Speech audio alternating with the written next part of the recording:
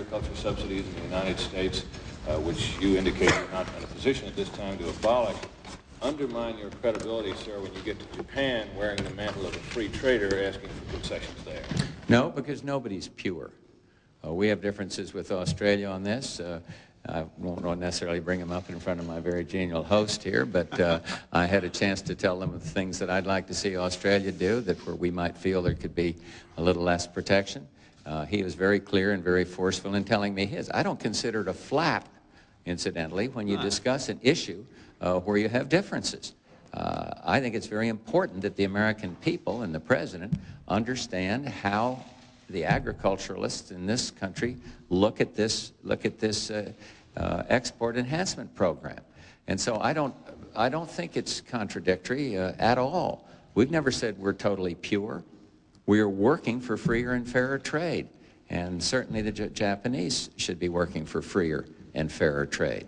And if one country could hold up its hand and say, we have never had any protection of any kind or subsidization of any kind, that country then should be holier than thou, be able to make the point. We are going there into Japan and asking for equity, fairness, fair play. And so I don't think a discussion, a healthy discussion of an export program that is causing great concern in this country is either a flap or diminishes my credibility as I go into a market where we are getting real problems in terms of access. Dennis Grant, Mr. Bush from the Australian 7 Network, we of course welcome you, perhaps with the observation that it only took 25 years for the White House to find the map of where we live since the last time a president visited. So following on from that question, isn't there just... I'm not sure I get that part. 25 years since we last saw an American president here. Oh, president, excuse me, I was here 3 times. Yeah. Wondered if you'd lost the map, perhaps. Oh, I see, yeah. So following on from that last question, is there not just the faintest whiff of hypocrisy here that you are demanding of the Japanese that they lower their barriers so that you can sell more motor vehicles to them, did you impose and extend barriers on our meat and sugar in particular? No, I don't think so. We were extraordinarily helpful in opening the Japanese markets on meat. And indeed, the agricultural leaders that I met with today thanked me for that. Similarly for citrus. So besides that, I love coming to Australia, so I take your point.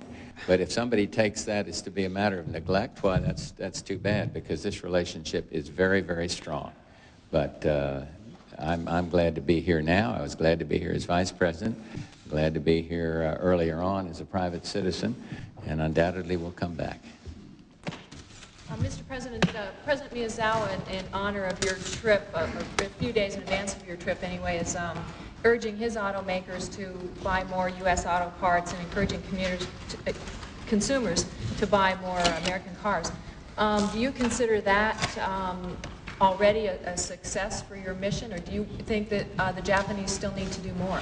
Well, I want to find out exactly what all this means, how it's going to be translated, but clearly we welcome statements of that nature. I think that's very, very good, very heartening. But I have not had a chance to sit down with Mr. Miyazawa and talk about that in some detail. Perhaps a couple more questions. One on this side, Michelle. President Bush, could you just clarify this matter of consultations for us? The farmers seem very convinced you have given an undertaking to have consultations before subsidised sales. That doesn't seem to square with what you said earlier in this press conference. If that's not right, you haven't gone as far as that, how does your undertaking about consultation differ from those given by your predecessor? Well, I'm not sure I understand I don't know what they've said publicly. What they said is the farmers, would like to come over and consult, and I said, come on, let's go. This would be good, and I'd like to have some American farmers there as well as government officials. It wasn't tied in, as far as I know, to any specific pending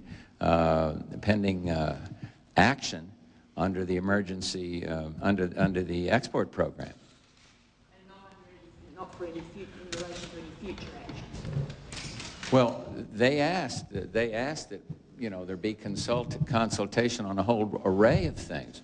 But I think we're getting it mixed up a little bit with I think it's a mix-up between information. the government and also with this private sector group. These farmers were there not as government officials, but wanting to come over and talk to our agricultural experts and to our farmers themselves about this whole program. And I said, come on, we would welcome you.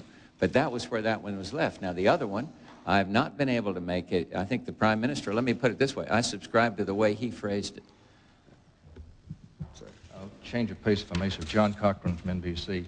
There's a new movie called JFK, which has not wafted its way down here yet, but it casts some aspersions on the findings of the Warren Commission's reports, and also it raises some questions about possibly the CIA's role in this. You're a past CIA director. I wonder, I know you possibly haven't seen the movie, are you concerned about movies like this, which may trouble people who weren't even born at the time of John Kennedy's assassination? Well, I don't know much about the movie. I haven't seen it. And there's all kinds of conspiratorial theories floating around on everything. Elvis Presley is rumored to be alive and well someplace, and I can't say that somebody won't go out and make a movie about that. I have seen no evidence that gives me any reason to believe that the Warren Commission was wrong. None whatsoever. And so if it's helpful to reassure the American people in this way by saying that, fine. But it wouldn't lead me to suggesting that Mr. Stone be censored or something of that nature. As a former CIA director, did you ever go back in the CIA's findings during that period to satisfy any of your curiosity? About this subject? Yes. No, I didn't have any curiosity because I believed that the Warren Commission, which was acted, when was that finding? When was the Warren Commission finding? Was it 63, which was about 12 years before I was out at the agency? I saw no reason to question it. Still see no reason to question it. One more, this gentleman here, and we'll conclude. You say today, again, you promised again today to maintain a military presence in the region at appropriate level. What people in the region are not so sure. What does appropriate mean? And for instance, is the Anzus Treaty in effect dead? Well, the appropriate level of security depends on conditions at the time. What I was addressing myself to was the fact that some felt with the closing of Subic that we would withdraw and pull way back from any possible security commitments. And I think one has to know, I can't tell you what that means in terms of keeping our security interests alive here or keeping a military presence here. It depends on events. It depends on, obviously, on deployments of various naval groups. But all I wanted to do was reassure the people of this area that we are not, because of the closing of Subic, we are not pulling back from future security considerations. We are a Pacific power, we think. We know we're a Pacific trading power. And we are going to stay involved with the security concerns of our friends. I can't tell you exactly what that means in terms of troops, where they'll be, vessels, where they'll be. That depends on the situation that might exist at the time. We had a very different security deployment in the Middle East a year ago than we have today. And so things can change dramatically. But all I'm just doing is giving proper assurances that our military, as well as our economic interests, are still housed in the Pacific to a large degree. The Anzus Treaty. Naval forces. Their valor spared Australia from invasion and stemmed the tide of totalitarianism. In Korea and Vietnam, Australians and Americans again joined forces. Their sacrifices were not in vain. Korea is a democracy, setting a standard for free market development worldwide. Long-suffering Cambodia now has the hope of a durable peace and free elections. Even Vietnam is opening to the world, seeking reintegration with the dynamic market economies of the region. In the Persian Gulf, we stood together against Saddam Hussein's aggression. Indeed, the first two coalition partners in a joint boarding exercise to enforce the United Nations resolutions were Australians from the HMAS Darwin and Americans from the USS Brewerton. During the war, The joint defense facilities here in Australia played an invaluable role in detecting launches of Iraqi Scud missiles. And today, 2 of the 3 navies represented in operations enforcing the embargo against Iraq are those of Australia. Has been hit with 2 weeks of parliament